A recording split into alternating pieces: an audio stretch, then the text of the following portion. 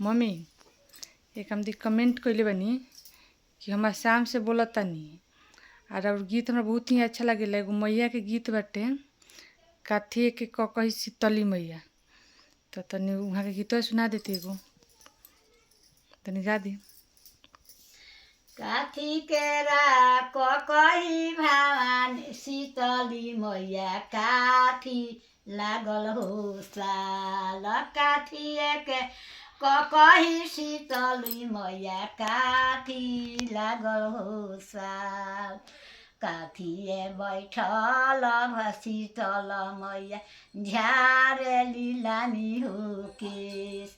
काथिए बैठल शीतली मैया झारे लामी हो केश।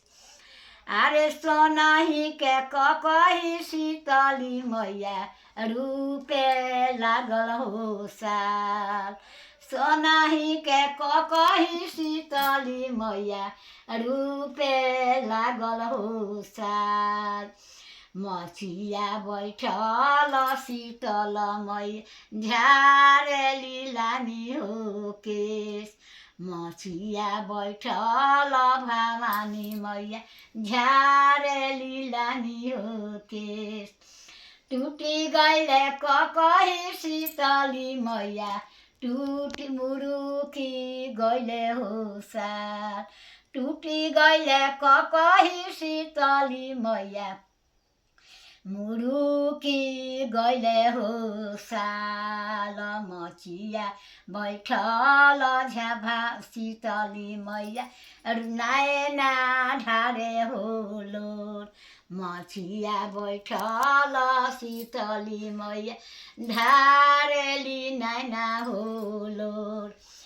अरे काना हाथ अरे बाह तोरा टूटहु रे सोनारा बहिया लागो रे घुन।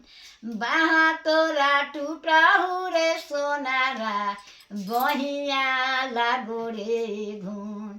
काना हाथे गढ़ले रे सोनारा कही के हो साल। काना हाथे गढ़ले रे सोनारा कही के हो साल। रोवेली सोनारा के माइया नायनावा ढारे हो लोर। रोवेली सोनारा के माई नायनावा ढारे हो लोर। अब किरै गुनावा ए शीतली मैया बकसिना हमार। अब किरै गुनावा ए शीतली मैया बकसिना हमार।